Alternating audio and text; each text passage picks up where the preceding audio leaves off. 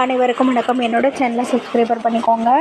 அதாவது பார்த்தீங்க அப்படின்னா, செப்டம்பர் 5ஆம் தேதி கார்த்திகை தீபம் சீரியலில் என்ன நடக்குது அப்படின்னு சொல்லிட்டு பார்க்கலாமாங்க. அங்கே பார்த்தீங்க அப்படின்னா, துர்காவும் நவீனும் பாட்டி கூட்டிகிட்டு போயிடுவாங்க. அங்கே கூட்டிகிட்டு போய் விளக்கெல்லாம் பருத்த சொல்லுவாங்க. அவங்களும் சந்தோஷமாக விளக்கெல்லாம் பருத்திட்டு, அப்பா கடவுளே எப்படியாச்சும் 2 குடும்பம் ஒன்று சேரணும் அப்படின்னு சொல்லிட்டு வேண்டிக்கிறாங்க. உடனே துர்கா கிட்ட வந்து பாட்டி சொல்கிறாங்க, கவலைப்படாத துர்கா, எல்லாம் சரியாயிரும். அந்த ஏட்டு வந்து அங்கே ஆஸ்பத்திரியில் ட்ரீட்மெண்ட் எடுத்துகிட்ருக்கிறான். அவனுக்கு மட்டும் அன்கான்சியஸில் இருக்கான். அவன் நார்மலாக வந்து எல்லா உண்மையும் சொன்னான். நம்ம 2 குடும்பமும் ஒன்று சேர்ந்து சந்தோஷமாக இருக்கிறோம். தன்னந்தனியாக யாரும் இல்லாமல் அனாதை மாதிரி நின்றுட்டு இருந்தோம் பாட்டி, எப்படி எங்களுக்கு வந்து வாழ வச்சிட்டிங்க அப்படி இப்படின்னு சொல்லி சென்டிமெண்ட்டாக இந்த சீன் நடந்துகிட்ருக்குது. அந்த ஜன்னலில் ஒருத்தன் வந்து ஏதோ பார்த்துட்டு போய் எங்கே சொல்ல போகிறானோ தெரியல, அவன் ஒருத்தன் பார்த்துட்டு போய்கிட்டு இருக்கிறான். இந்த மாதிரி ஒரு சீன் நடந்துகிட்ருக்குது. அடுத்த சீனில் பார்த்திங்க அப்படின்னா, சாமுண்டீஸ்வரி வந்து வீட்டில் பயங்கரமாக கோவத்துலேயும் டென்ஷன்லேயும் பயங்கரமாக இதில் இருந்துகிட்ருக்குறாங்க. அப்போ வந்துட்டு அவங்க வீட்டுக்கார்ட்ட சொல்கிறாங்க, சாமுண்டீஸ்வரியை கொஞ்சம் நம்ம பொண்ணை மன்னிச்சு ஏற்றுக்க கூடாதா அப்படிங்கிறாங்க.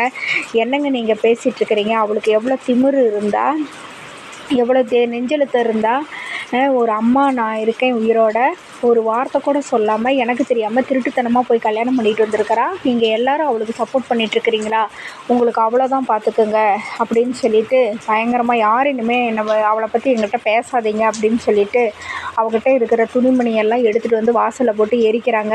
என் 3வது பிள்ளை செத்துட்டா, அவ்வளோதான், இனிமேல் இதை பற்றி யாருமே பேசாதீங்க அப்படின்னு சொல்லிட்டு பயங்கர டென்ஷன் ஆகிட்டு கோவத்தில் போயிடுறாங்க.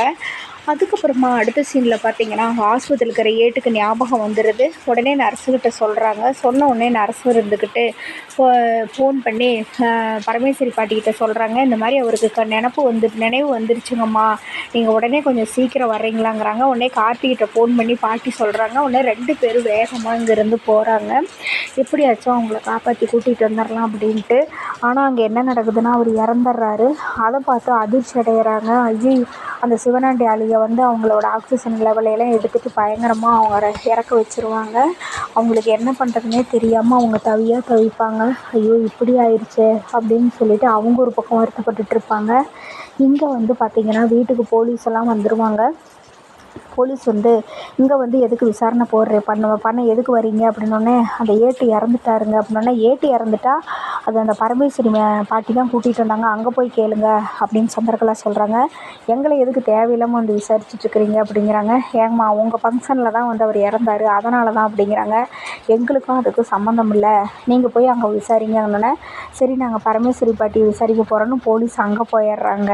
இதுக்கடையில் பார்த்திங்கன்னா, அந்த ஏட்டு வந்து ஒரு வீடியோ, அவரோட செல்லு இருக்கும். அந்த செல்லு பார்த்திங்க அப்படின்னா, அவர் வந்து பேசியிருப்பார் அதில் வீடியோ.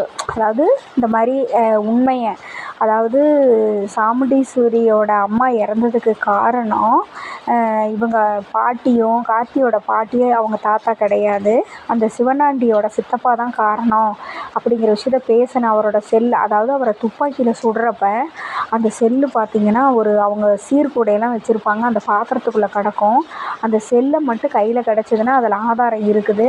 அதை வந்து இந்த பிள்ளைங்கள்லாம், வேலை செய்கிற பிள்ளைங்க வந்து சந்திரகலாவை கேட்பாங்க, அம்மா இந்த பாத்திரத்தையெல்லாம் எங்கே எடுத்து வைக்கிறதுன்னு.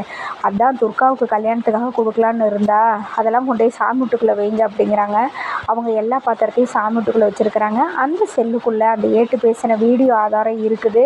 அது கடவுள் புண்ணியத்தில் யார் கையிலையாவது கிடச்சிது, சாமுண்டி செட்டை கிடச்சிருச்சுன்னா எல்லா பிரச்சனையும் தீர்ந்துடும். இந்த மாதிரி ஒரு கதைகளும் போய்கிட்டு இருக்குதுங்க. அதாவது வந்து பரமேஸ்வரி பாட்டியை போய் ஏட்டு செத்ததுக்காக விசாரிக்க போகிறாங்க. ஏட்டு செத்துடுறாரு. இந்த மாதிரி ஒரு சுச்சுவேஷனில் வந்து பார்த்திங்க அப்படின்னா, அடுத்து வந்து ஒவ்வொரு பிரச்சனையாக வந்து நடந்துகிட்ருக்குது. அடுத்து என்ன நடக்க போகுது அப்படிங்கிறத நம்ம வெயிட் பண்ணி பார்ப்போம். நன்றி, வணக்கம்.